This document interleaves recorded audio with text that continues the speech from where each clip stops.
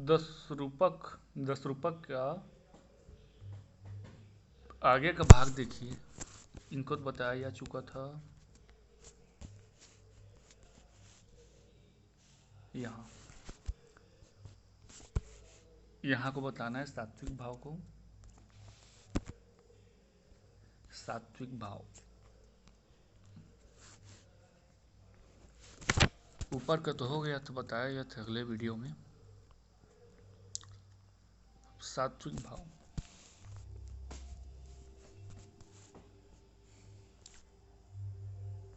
पृथक भावा पृथक भावा भवन्ति अन्ये अनुभावत्वे अपि सात्विकाः। सात्वादेव समुत्पत्ति इष्टच्च तद्भाव भावनम्। सात्विक भाव, जो सात्विक भाव रहता है वह क्या होता है? अनुभाव के पश्चात उदित होता है या अनुभाव के बाद में उदय होता है। मतलब अनुभाव को जब ग्रहण करते हैं उसके बाद सात्विक भाव का ग्रहण होता है या उसका ज्ञान होता है। ये अलग रूप से भाव कहलाते हैं। ये भाव अलग रूप से भाव कहलाते हैं, अर्थात अलग भाव होते हैं। जो ऊपर बताया गया उससे अलग ही भाव होते हैं, क्योंकि इन सात्विक भाव की उत्पत्ति सत्व से हुआ करता है। सात्विक भाव की उत्पत्ति सत्व से हुआ करता है। सत्व का क्या अर्थ है? अनुकार्य राम आदि के दुखादि भाव से सहृदय के चित्त को भावित करना, सहृदय के चित्त को भावित करना। पृथक भावा लिखा है इसलिए। पृथक भावा अलग भाव है। भवन्ति अन्ये अनुभावत्वे अपि, अनुभाव के बाद में इसका क्या होता है? भवन्त अन्य प्रकार से इसका उदय होता है या फिर इसको जाना जाता है सात्विका, उसको सात्विका भाव कहा जाता है। ठीक है। अब नीचे में लिखा गया है व्याख्या के रूप में,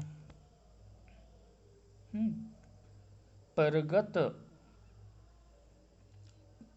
परगत दुख हर्षादि भावना,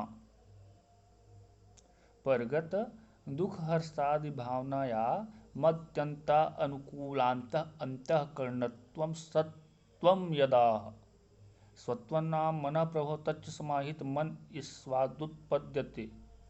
अर्थात कि देखिए, अन्य रूप से बता रहे हैं इसको।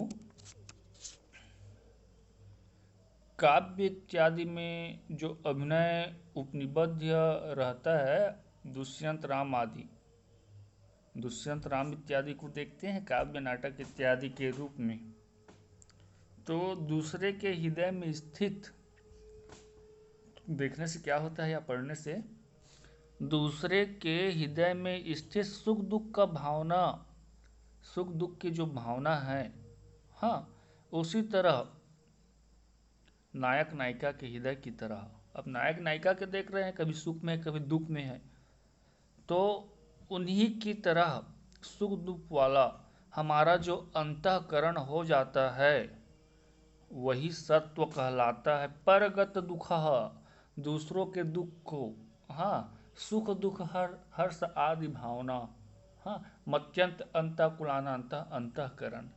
जब हम नायक नायिका इत्यादि को देखते हैं, राम को देखते हैं, दुष्यंत को देखते हैं, तो उनमें जो सुख दुख इत्यादि चलता रहता है काव्य नाटक में, उन सुख दुख इत्यादि को, हाँ, उन सुख दुख इत्यादि को अंतःकरण वाला हो जाना, अर्थात कि उनके सुख दुख को अपना सुख दुख समझना, वही क्या कहलाता है? सत्व कहलाता है। और यह सब सुख दुख इत्यादि को कौन समझता है? हाँ, जो सहृदय हैं, जो सहृदय हैं, जो अच्छे से देख रहे हैं, अच्छे से पढ़ रहे हैं, उन्हीं को समझ में आएगा। नायक दुष्यंत आदि के सुख दुख में उन्हीं की तरह सुखी एवं उन्हीं की तरह दुखी हो जाना, दर्शक का, सामाजिक का या फिर जो सहृदय है उनका, वही क्या कहलाता है, मतलब कि सत्व कहलाता है। नाट्य शास्त्र में भी बताया गया है, इसमें लिखा होगा, नाट्य शास्त्र में भी बताया गया है। क्या बताया गया है? सत्व मन से उत्पन्न होने वाला एक विशिष्ट अवस्था है। सत्व मन से उत्पन्न होने वाला एक विशिष्ट अवस्था है।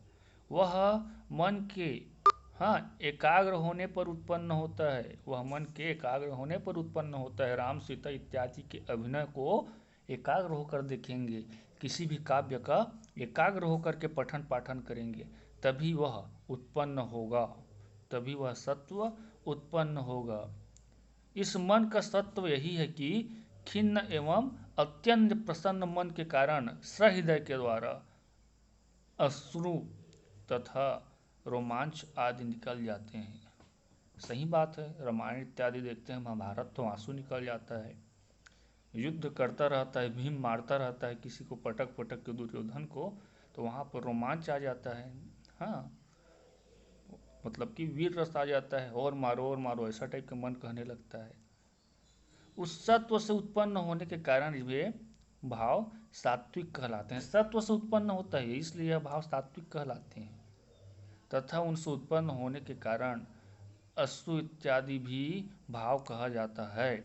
अब दूसरे ओर से देखें तो आंसू निकलना, दुख इत्यादि का होना, यह विकार होने का कारण अनुभाव ही है। इस प्रकार का विकार आता है, आंसू इत्यादि निकलता है, इसका सूचक है वह, तो वह कारण अनुभाव है। उसका कारण क्या है? अनुभाव है। इस तरह इन आंसू आदि भावों का द्विरूपता सात्विक भाव तथा अनुभाव दोनों ही होते हैं। और यह जो भाव है, सात्विक भाव है, उसका संख्या 8 है। 5वां और 6वां नंबर के श्लोक में बताया गया है। स्तब्ध प्रलय रोमांच स्वेदो वेवर्ण्य वेपथु अश्रु वैश्वर्यमीयष्ठो स्तब्धो अस्मिन्निष्क्रियाङ्गता प्रलयो नष्टसंहृत्वं शेषः सुव्यक्तलक्षणा। स्तब्ध प्रलय, स्तब्ध प्रलय और रोमांच लिखा है। स्तब्ध प्रलय, प्रलय अर्थात की अचेतना अवस्था, रोमांच, चौथा स्वेद, 5वां वैवर्ण्य अर्थात कि मुख का रंग फीका पड़ जाता है, विलीन हो जाता है वैवर्ण। वेपथु कांपना, वेपथु मतलब कांपना। 6वां है अश्रु, आंसू आना। वैश्वर्य, वैश्वर्य आवाज में परिवर्तन हो जाना। अब इनमें से देखिए, अंगों का निष्क्रिय हो जाना, अंगों का निष्क्रिय हो जाना, स्तब्ध हो जाना स्तब्ध कहलाता है। पहला प्रकार, जहाँ पर अंग निष्क्रिय हो जाता है, स्तब्ध हो जाता है, जैसे लकवा मार दिया, वही मार दिया, अंग नहीं चलता, वह स्तब्ध हो गया कहते हैं। और चेतना का नष्ट हो जाना प्रलय है। चेतना का नष्ट हो जाना प्रलय है, अर्थात कि अचेतना है। शेष के रूप में स्पष्ट ही है, उनका व्याख्या करने की आवश्यकता नहीं है, जो और बताया गया है वो ठीक है। अब आगे चलते हैं, उसका उदाहरण। अब इसमें एक ही उदाहरण लिखना पड़ेगा, एक ही उदाहरण को याद करोगे सब में घट जाएगा, सब में घट जाएगा। सिर्फ यहाँ पर 4 लाइन नीचे का जो संस्कृत में दिया गया है, वे पते संवेद वदना रोमांच गात्रे वपति विलोलिस्ततो वल्यो लघु बाहुवल्याम रणति मुखम श्याम मलम भवति क्षणम विमूर्छति विदग्धेन मुग्धा मुखवल्ली तब प्रज्ञासापि न धैर्यम करोति। अब यहाँ पर किसी सखी के द्वारा नायिका का जो काम व्यथा है, काम रूपी पीड़ा है, उसका वर्णन करते हुए वह सखी नायक को कहती है। उसका वर्णन करते हुए वह सखी नायक को कहती है, वे पते संवेदना रोमांच गात्रे विपत्ति। अर्थात कि देखिए वो नायक को क्या कह रही है, कोई सखी है वह, हाँ, कि तुम्हारे प्रेम के कारण, तुम्हारे प्रेम के कारण वह जो नायिका है वह धीरज धारण नहीं करती। सखी कह रही नायिका का, किससे कह रही है, नायक से। तुम्हारे प्रेम के कारण मेरी जो सखी है, नायिका है, वह धैर्य को या धीरज को धारण नहीं करती, वह कांपने लगती है। वे पते वह कांपने लगती है। हाँ, संवेद वदना, पसीना, उसके मुख से पसीना आ जाता है, कांपने लगता है, उसके मुख से पसीना आ जाता है। हाँ, रोमांच गात्रे, उसके शरीर में, शरीर पर रोमांच हो जाता है, उसके शरीर पर रोमांच हो जाता है।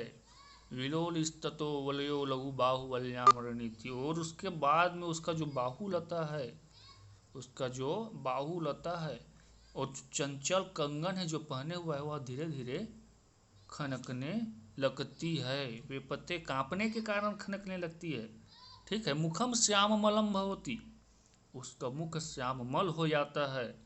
वह विद्वत्ता के साथ क्षण भर के लिए मूर्छित हो जाती है। मुग्धा मुखवल्लित्वम संप्रति, अर्थात कि मूर्छमंति विद्धत्वेन, विद्वत्ता के साथ वह मूर्छित हो जाती है। मुग्धा मुखमल्ली, उसका मुखमल्ली मतलब कि क्या हो जाता है, अभी बताया गया था, श्याममल हो जाता है। हाँ, वह धैर्य रखती ही नहीं, ऐसा नायक को बताया जा रहा है। यहाँ पर एक ही उदाहरण में, इसी उदाहरण में ऊपर कहे के जो 8 सात्विक भावों का वर्णन किया गया है, इसमें वह सब आ जाता है, स्तंभ, प्रलय, हाँ, रोमांच, श्वेत, वे वर्ण, विपथु, अश्रु, वैश्वर्य, उन सब का व्याख्या आ जाएगा, व्याख्या करेंगे, उन सब का व्याख्या आ जाएगा, उन सब के बारे में इसमें बता दिया गया है, कह दिया गया है। अर्थात विरहणी नायिका का चरम सीमा, हाँ, पार हो गया, अर्थात कि विरह चरम सीमा पर पहुंचा हुआ है, ऐसे प्रदर्शित किया गया है। बस इतना 4 लाइन को याद करना पड़ेगा, और इसमें से एक लाइन को याद कर लेंगे तो भी चल जाएगा, जो इसमें मतलब कि जो बताया गया सात्विक भावों के 8 संख्या, लेकिन 8 संख्या को याद करना है, और यह श्लोक को याद कर लेना है। सात्विक भाव आएगा तो कहाँ भग गए, ये वाला श्लोक पृथक भाव। अब इसके बाद नीचे में आएगा आप लोगों का क्रमशः क्रमबद्ध तरीके से व्याभिचारी भाव, व्याभिचारी भाव के बारे में बताया जाएगा। इसके बाद उसका संख्या 33 होता है। व्याभिचारी भाव का श्लोक के रूप में दिया गया रहता है, निर्वेद ग्लानिनी शंका श्रम धृति जड़ता हर्ष सद्यनी आग्रे अन्य चिंता त्रास एस्य अमर्ष गर्वा स्मृति मरणा मदा सुप्ति निद्रा विबोधा वीणा परमार मोहा सुमति लता वेगत को हार वहित्वा व्याधुनन्मातो विषादो उत्सुक चपल युक्ता स्त्रे सदेते त्रयश्च, अर्थात कि बहुत लंबा है, 33, हाँ, व्याभिचारी भावों की संख्या 33 बताया गया है। फिर 33 के 33 संख्या का उदाहरण सहित व्याख्या किया गया है, 33 संख्या को उदाहरण सहित व्याख्या किया गया है। उनके बीच का भी आ जाता है कभी कभी। तो आप लोग उसको पढ़ करके देख के बताओ कि उन 33 संख्याओं का उदाहरण सहित व्याख्या किया गया है, तो सभी 33 संख्या को बताना है कि नहीं बताना है। मेरा क्या रोज के 1 1 2 2 33 संख्या में से बताता जाऊंगा। और नहीं बताना है सर, आगे का पढ़ना है, उसको हम लोग समझ लेंगे, टाइम पास नहीं करना है बोलोगे तो आगे का बताया जाएगा। क्योंकि इन 33 संख्या को पढ़ाते पढ़ाते आप लोगों का चौथा प्रकाश का 40% भाग समाप्त हो जाएगा। 40% में इन 33% को बताया गया है।